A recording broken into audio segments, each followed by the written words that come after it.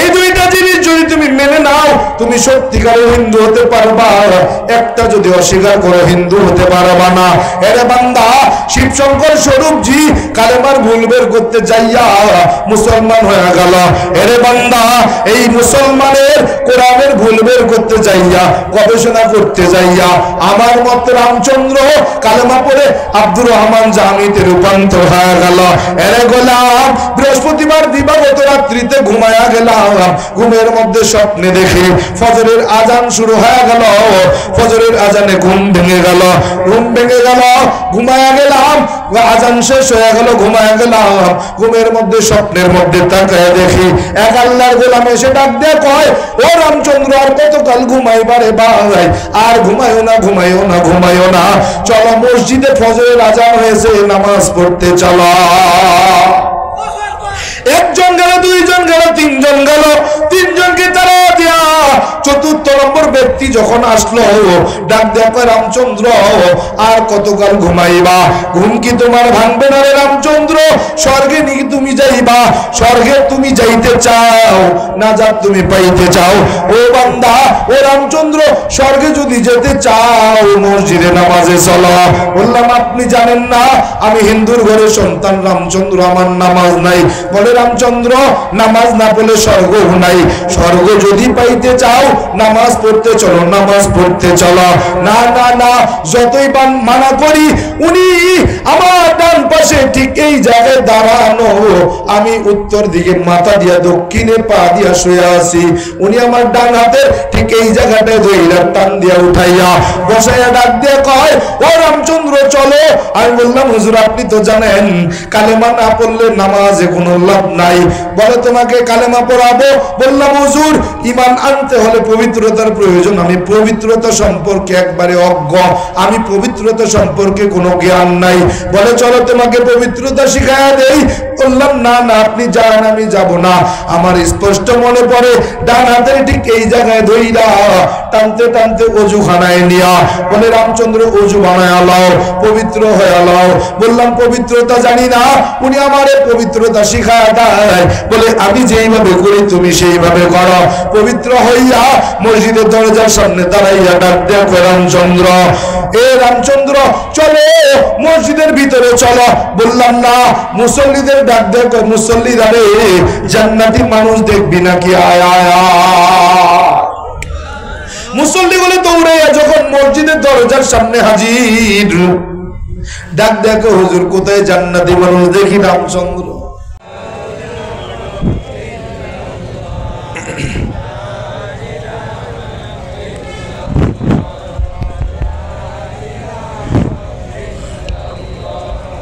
লা ইলাহা ইল্লাল্লাহ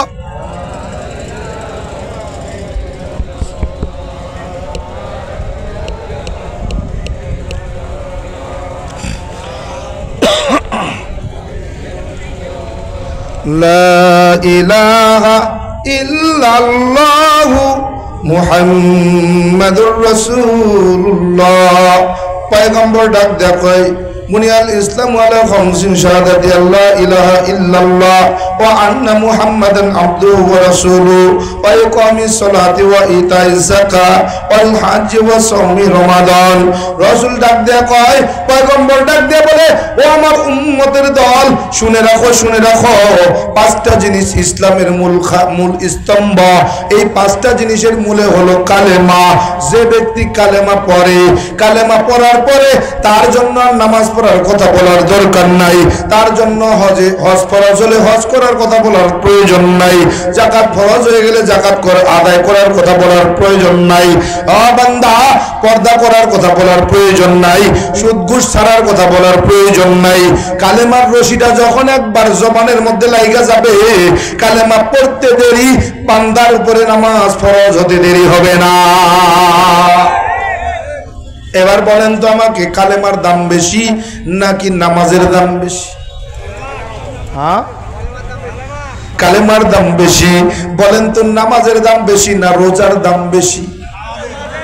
হ্যাঁ, বলে রোজার দাম বেশি না যাকাতের দাম বেশি?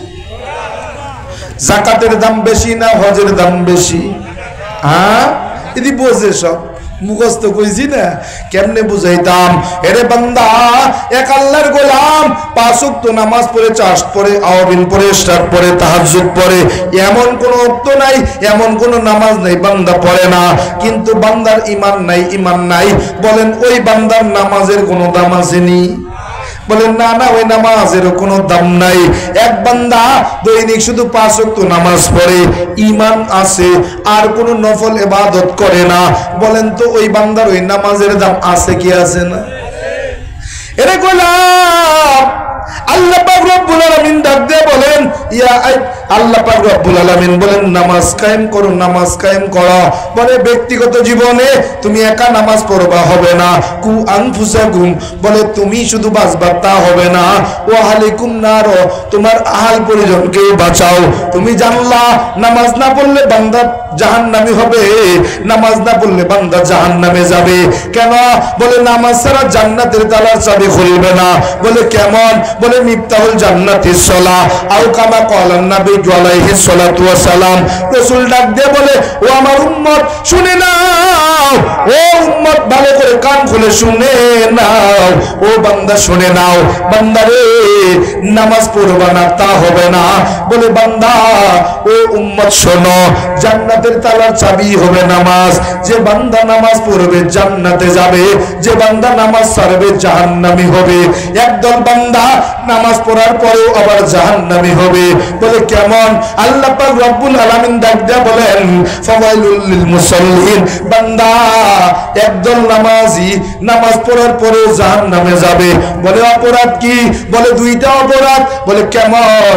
আল্লাযীনা হুম আন সালাতিহিম সাহুন, 1 নম্বর অপরাধ, তারা নামাজ পড়বে লৌকিকতার জন্য, লোক দেখানোর জন্য নামাজ আদায় করবে। বলে কেমন? বলে সমাজের মধ্যে সব দাড়ি চুল পাইকে গেল, এখন যদি নামাজ না পড়ি তাইলে মানুষ আমারে মন্দ বলবে।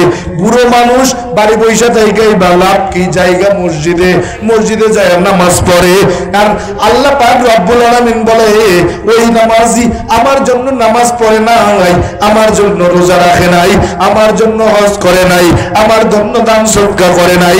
ও বান্দা শুনে রাখো, যদি তোমার ইবাদত, তোমার নামাজ, তোমার রোজা, তোমার পবিত্রতা, তোমার দান সদকা, তোমার কুরবানি আমি আল্লাহর জন্য না হয়, ওই ইবাদত দ্বারা আমার পক্ষ থেকে জান্নাত পাওয়ার তোমার আশা নেই। স্পষ্ট কথা। এরে গোলাম, আল্লাহ পাক রব্বুল আলামিন বলে একদল নামাজি আছেন নামাজ পড়ার পরেও জাহান্নামী হবে। বলে কেমন কেমন কারা তারা? তাদের পরিচয় কি? বলেন নামাজ পড়বে কিন্তু নামাজ তার আল্লাহর জন্য, আল্লাহকে রাজি খুশির জন্য পড়বে না। বলে কেন? বলে লোক দেখানোর জন্য নামাজ পড়বে, মানুষ মন্দ বলবে, এই জন্য সে নামাজ আদায় করবে। এই সমস্ত নামাজি যারা হবে, নামাজ পড়ার পরেও সব বান্দা বান্দিগুলো জাহান্নামী হয়ে যাবে। নাউজুবিল্লাহ বলেন। 2 নম্বর দেন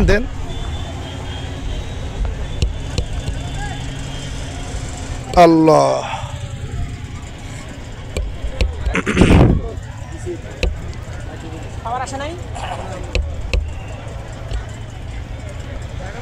আল্লাহ আল্লাহ আল্লাহ আল্লাহ আল্লাহ,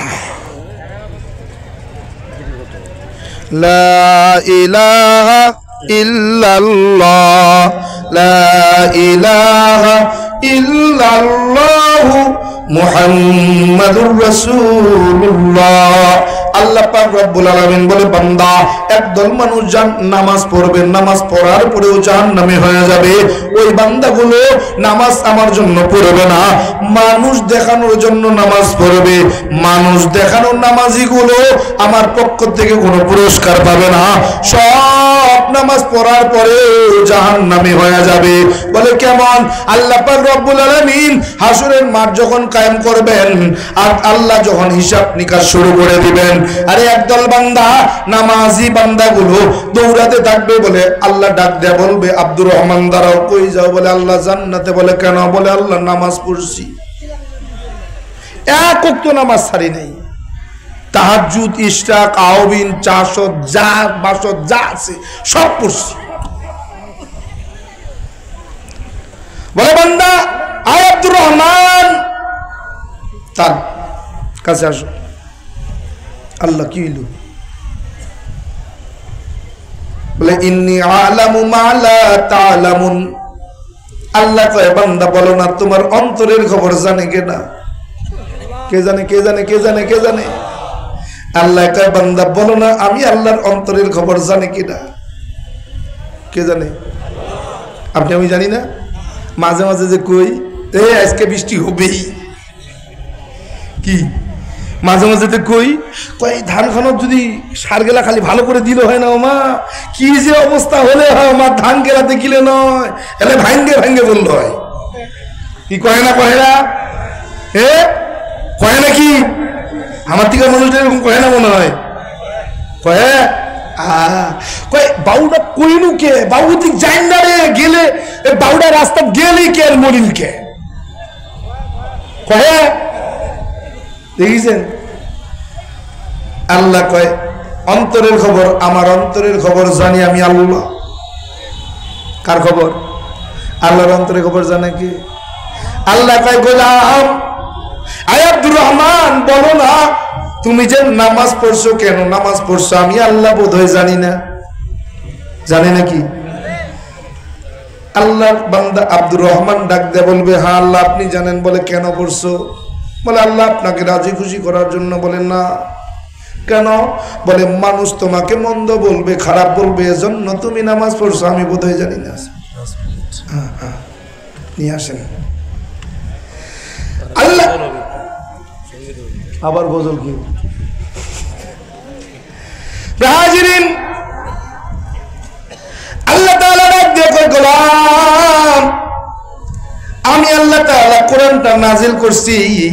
এই কোরআনটা এমন একটা কোরআন, এমন একটা মহাগ্রন্থ, যেই মহাগ্রন্থের মধ্যে ভুল তো দূরের কথা সন্দেহ করলেও ঈমান থাকবে না, ঠিক কিনা?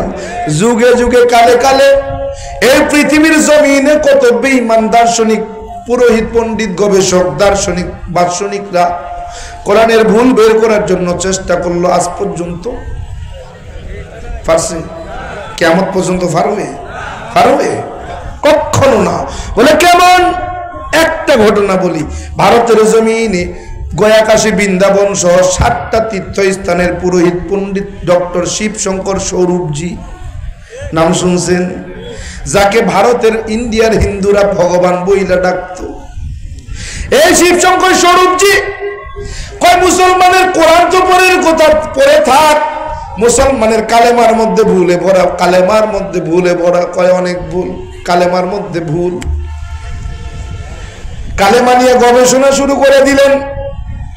কালেমা নিয়ে গবেষণা করতে করতে করতে করতে করতে করতে এক পর্যায়ে যায় দেখেন রাতের আধারে ঘুমের ঘরে স্বপ্নের মধ্যে দেখেন সাদা কাপড় পরিহিত এক আল্লাহর গোলাম ডাক দিয়া কয় ও শিবশঙ্কর স্বরূপ, নাজাত যদি পাইতে চাও, স্বর্গ যদি যাইতে চাও, এই পথে আসো।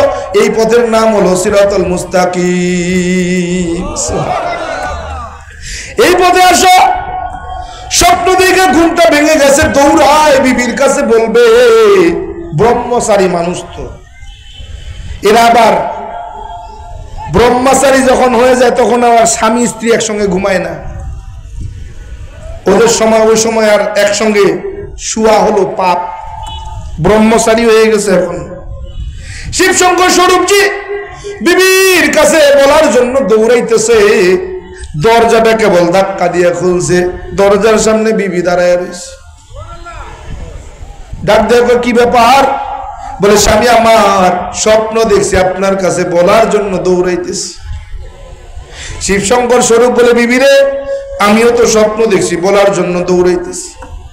দুইজনের কথোপকথনের মধ্যেই মেয়ে দরজাটা খুইলা দৌড় দিয়া ডাক দিয়া কয় আব্বা, ও বাবা, মা তোমাদের দুইজনকে পায়ে গেছে। কেন দৌড়াও? বলে একটা স্বপ্ন দেখছি, বলার জন্য দৌড়াইতেছি। বলে কি স্বপ্ন দেখছ? মেয়ে কয় বাবা আপনি আগে বলেন। বিবি কয় স্বামী আপনি আগে বলেন। বলে ঠিক আছে শোনো। স্বপ্নের মধ্যে দেখলাম সাদা কাপড় পরিহিত এক হুজুর ব্যক্তি, হুজুর মুখে দাড়ি ভরা এক হুজুর ডাক দেয়া করে শিবশঙ্কর স্বরূপজি স্বর্গ যদি পেতে চাও, নাজাত যদি পাইতে চাও, স্বর্গে যদি যেতে চাও, এটা হলো সিরাতুল মুস্তাকিমের পথ, এই পথে আসো। বিবি আর মেয়ে ডাক দেখো, বাবা স্বামী আমার একই স্বপ্ন আমিও দেখলাম। বলে মারে ও বিবি, এটা সাধারণ কোনো স্বপ্ন হতে পারে না।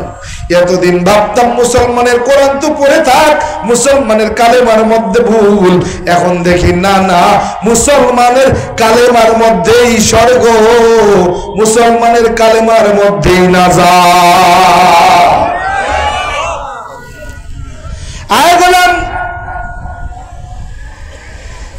হিন্দুরা তাদের ধর্মগ্রন্থ বেদের মধ্যে, উত্তরণ বেদের মধ্যে একখানা মন্ত্র লিখেছেন। এই মন্ত্রের ব্যাখ্যা ডক্টর বেদ প্রকাশ উপাধ্যায় কল্কি অবতারের 33 নম্বর পৃষ্ঠার মধ্যে অনুবাদ করেছেন, ব্যাখ্যা করেছেন। ডক্টর বেদ প্রকাশ উপাধ্যায় বলেন, দুনিয়ার হিন্দু মানুষ শুনে রাখো, যদি তুমি সত্যিকারের হিন্দু হতে চাও, শুনে নাও, যদি তুমি সত্যিকারের হিন্দু হতে চাও, দুইটা জিনিস মনে প্রাণে মেনে নাও। বলে কি? বলে লা ইলাহা অতি পাপম ইল ইলাহা পরম পাদম জন্ম বৈকুণ্ঠ পরিণতি তজপি নাম মুহাম্মদ। বলে দুইটা জিনিস তুমি মনে প্রাণে মানো।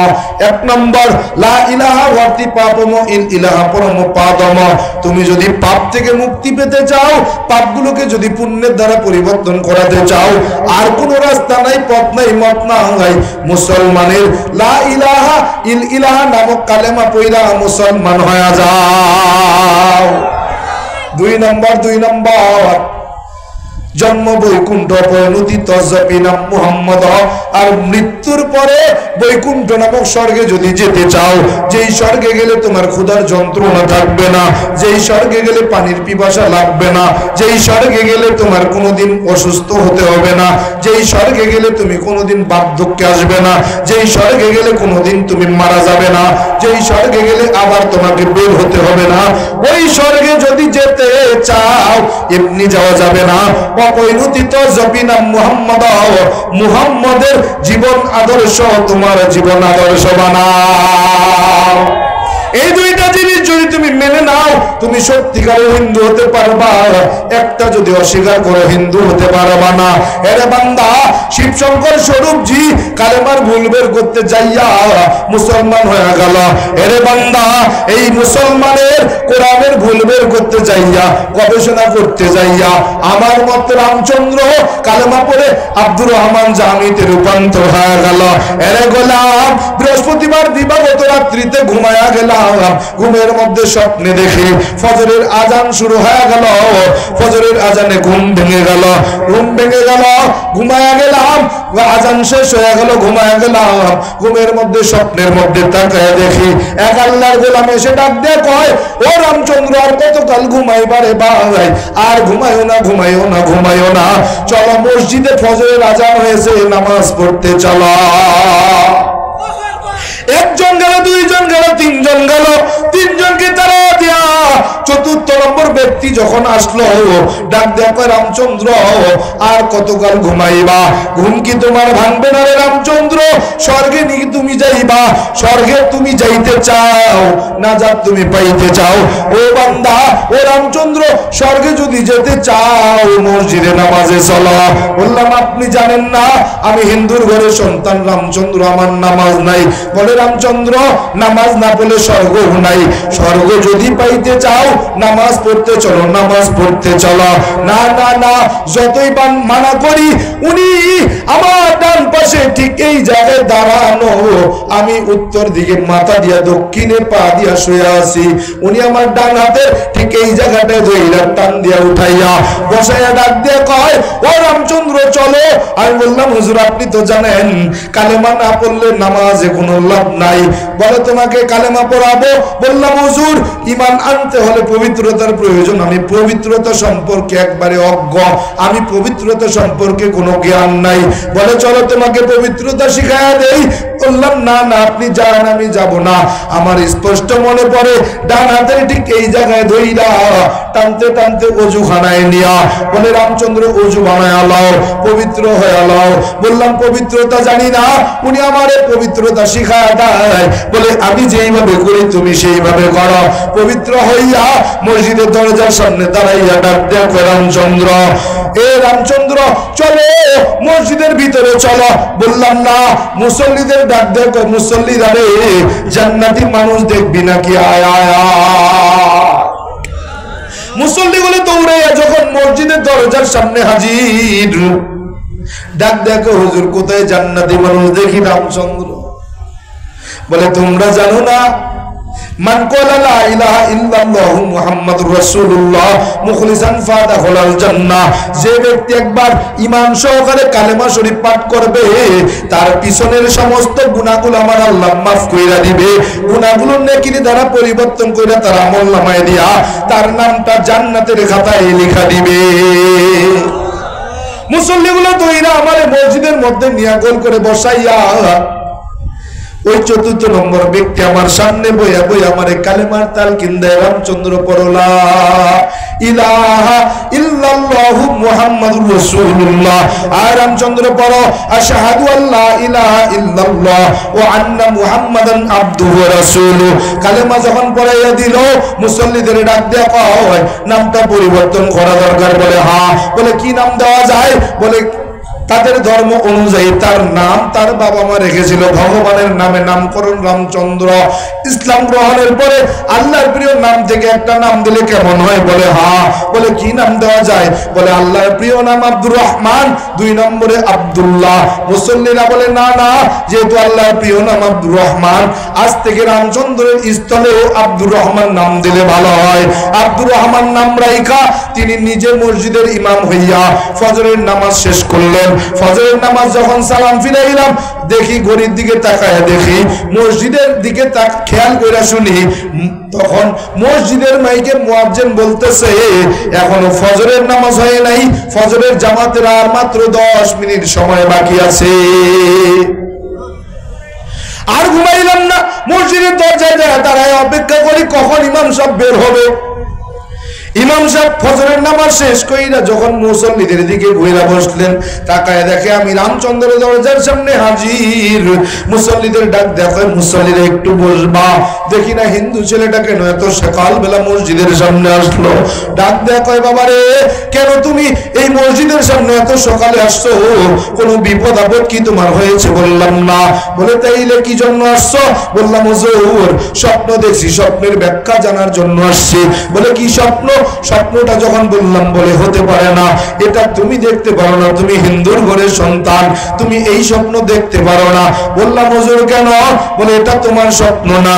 বললাম হুজুর স্বপ্ন দেখছি, বিশ্বাস করেন আর না করেন এটাই সত্য। বললাম হুজুর স্বপ্নের ব্যাখ্যা কি?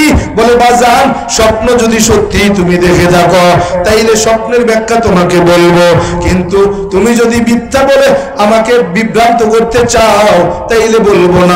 বললাম হুজুর কি বললে বিশ্বাস করবেন, কি করলে বিশ্বাস করবেন একটু বলেন।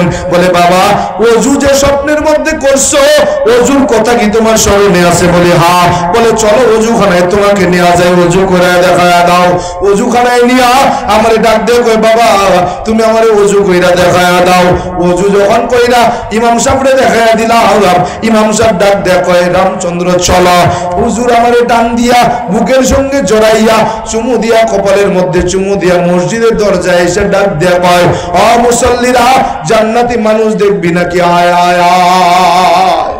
মুসল্লিগুলো দৌড়ে এসে দেখে আমি রামচন্দ্র। বলে হুজুর কি বলে?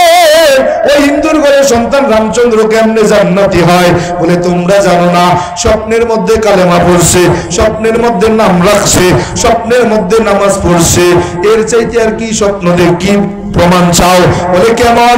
ইমাম সাহেব হুজুর স্বপ্নের ব্যাখ্যার স্বপ্নের বর্ণনা তাদের সামনে শোনায়া দিয়া ডাক দেয়া কয় বাবা ওই যেই ব্যক্তিরা তোমারে কালেমা পড়াইছে ওই ব্যক্তির সিরাত সুরত সম্পর্কে তুমি বলতে পারবে? বলে হ্যাঁ। বলে কেমন ছিলেন তার সিরাত সুরত? বললাম হুজুর খুব বেশি লম্বা ছিলেন না, খুব বেশি খাটো ছিলেন না, মাঝামাঝি সাইজের একজন মানুষ। পরনে ছিল মাথায় টুপি, মুখে কালো মিসমিসে লম্বা লম্বা দাড়ি, পরনে সাদা ধবধবে লম্বা একটা জামা। বলে বাবা তার চেহারা মোবারক তুমি দেখছো?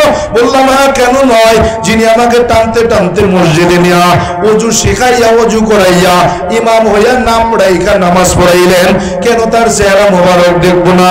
বলে কেমন ছিল তার চেহারা মোবারক? বললাম হুজুর দাদি নানীদের মুখে শুনেছিলাম চাঁদেরও নাকি কলঙ্ক আছে। ওই পূর্ণিমার চাঁদ যখন পূর্ব আকাশে ওঠে গোটা দুনিয়া আলোয় আলোকিত হয়। ওই ব্যক্তিটা যখন আমার অন্ধকার ঘরের মধ্যে প্রবেশ করছে, আমি তাকায়া দেখছি আমার অন্ধকার ঘরটা এত আলো এত আলো এত আলো আলোকিত হয়েছে, এত আলো আমার জীবনে আমি আর কোনোদিন দেখি নাই। ইমাম সাহেব হুজুর জোরে দইরা গালের মধ্যে কপালের মধ্যে চুমু দেয়, বুকের সঙ্গে জড়াইয়া বারবার চোখের পানি সাইরা সাইরা কান্না করে আর বলে বাজান তোমার ভাগ্যটা বড় ভালো, তোমার মতো ভাগ্যবান আর কে হবে? তোমার মতো ভাগ্যবান আর কে হতে পারবে?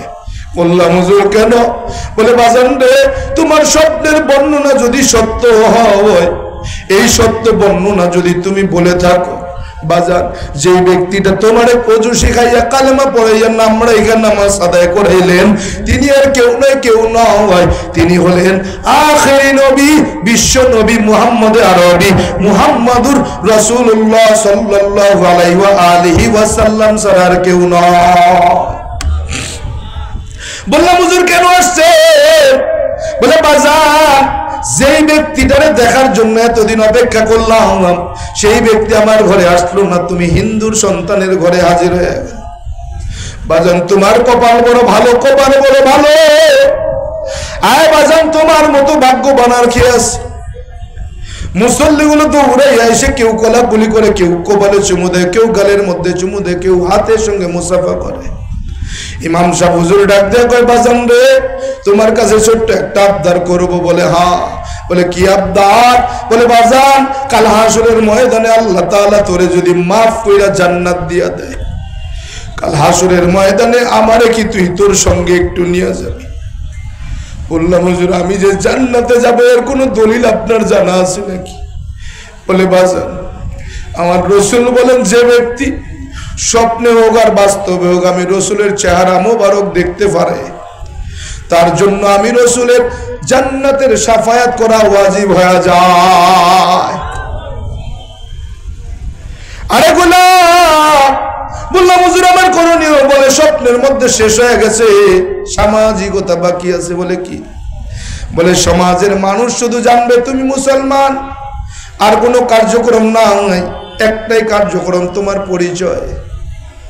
বললাম হুজুর কি করতে হবে? বলে বাজান আজ অগ্রহায়ণে চরমনের মাহফিল শুরু হবে, জুমার নামাজের উদ্বোধনী বয়ানে চরমনের অগ্রহায়ণের মাহফিল শুরু হতে যায়। তুমি যদি রাজি থাকো আমার সঙ্গে তুমি চরমনায় যাইতে পারো। বললাম হুজুর চরমনায় গেলে কি হবে? বলে সামাজিকতা পালন হবে। বললাম হুজুর আমি রাজি। বলে এমনি যাওয়া যাবে না, তোমার বাবার কাছে ফোন লাগাও। বাবার কাছে ফোন দিয়া বাবারে ডাক দেয়া কয় কাকা আপনার ছেলে রামচন্দ্র। বলে হ্যাঁ কি করছো? বলে কিছু করে নাই।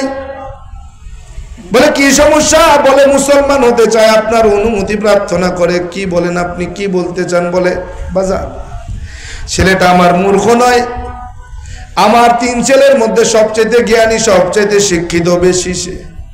সে যদি মনে করে হিন্দু ধর্ম মিথ্যা ইসলাম ধর্ম সত্য, আমার ছেলে ইসলাম গ্রহণ করবে, আমি বাবার পক্ষ থেকে কোনো বাধা নাই, নিষেধ নাই।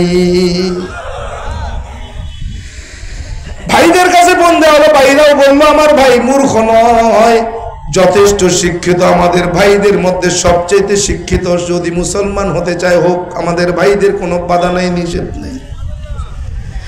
চরমনাই নিয়ে গেলে উদ্বোধনী বয়ান শেষ হয়েছে, এখনো বয়ান করে নাই, বয়ান দোয়া করে নাই। ওই সময় স্টেজের মধ্যে ডান পাশে বয়ান, হুজুর এমন এক আল্লাহর গোলামরে নিয়ে আইছি, স্বপ্নের মধ্যে কালেমা পড়ছে, স্বপ্নের মধ্যে নাম রাখছে, আপনি একটু আনুষ্ঠানিকতা পালন করে দেন। আনুষ্ঠানিকতার দরুন আপনি একটু মাইকে ঘোষণা দিয়া দেন, আপনি একটু কালেমা পড়াইয়া দেন।